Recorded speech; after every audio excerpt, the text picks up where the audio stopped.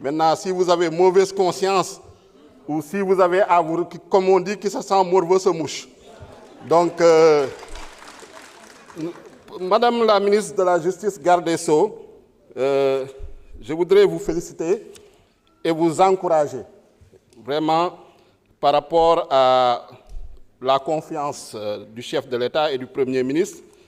Et nous sommes en tout cas rassurés de votre stature et de votre engagement pour que justice soit faite. Di wax ni rek di jaajëfal d'abord tous les ex-détenus politiques, les victimes et les martyrs politiques nga xam ne ñëwoon nañu wuyu si la journée d'hommage du 7 décembre 2025 nga xam ne ça a été un moment fort où vraiment ils ont communié avec le président Ousmane Sonko et ils ont réclamé justice.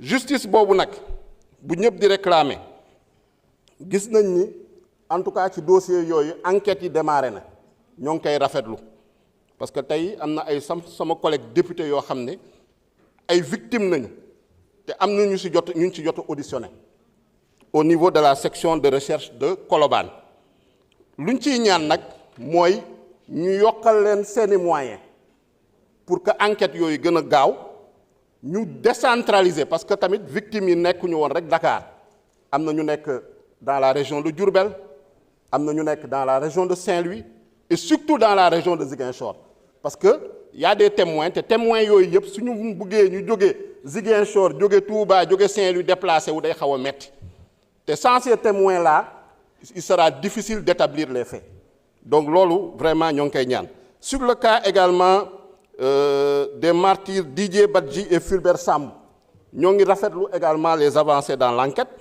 et ñoo ngi leen di encourager en tout cas ci dynamique boobu pour que justice soit faite et que la lumière soit pleinement établie et que les coupables commanditaires et auteurs yi soient sévèrement punis. Madame la ministre de la Justice, garde des Sceaux, du 28 mai au 4 juin 2024 teniroon nañ fi des assises de la justice pour la réforme et la modernisation de la justice. Ci assises yooyu il y avait eu deux constats. Benn première urgence bi ñu ne il faut réparer le service public de la justice. Ensuite deuxième urgence bi il faut refonder le service public de la justice.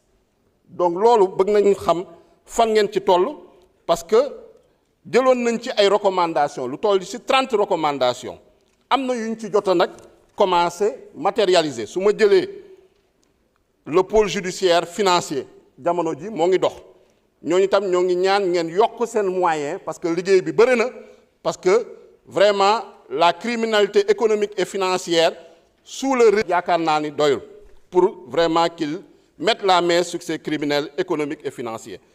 La loi et le décret sur la déclaration de patrimoine. Il y a eu également la loi et le décret sur le statut et la protection des lanceurs d'alerte. Loi et décret également sur la liberté d'accès à l'information. Mais on demande beaucoup plus parce qu'au niveau des assises de la justice, on avait demandé de renforcer les ressources humaines, matérielles et infrastructurelles du service public de la justice. Ressources humaines, c'est mon collègue wax nañ ko, ressources matérielles, wax nañ ko, ressources infrastructurelles, mun naa jël l'exemple du tribunal de grande instance de Sédhiou nga xam ne ba léegi amagul ay locaux adaptés. Jël exemple du tribunal d'instance de Goudomp et de Bounkiling ba léegi kenn établir ko. Donc am na yeneen yoo xam ne mooy réforme texte yi code pénal code de procédure pénale ak yeneen textes yi nga xam ne y a des dispositions pénales qui sont dans ces textes yooyu yëpp tam war nañ ko réformer pour permettre d'améliorer le fonctionnement du service public de la justice, pour permettre de réconcilier la justice et ses usagers. En tout cas, nous voulons encourager ses collaborateurs et ses équipes de vous souhaiter plein succès dans l'exécution de ce budget 2026. Je vous remercie. Merci, honorable. Mes chers collègues, nous allons suspendre la séance et nous allons reprendre à 14h30. La séance est suspendue.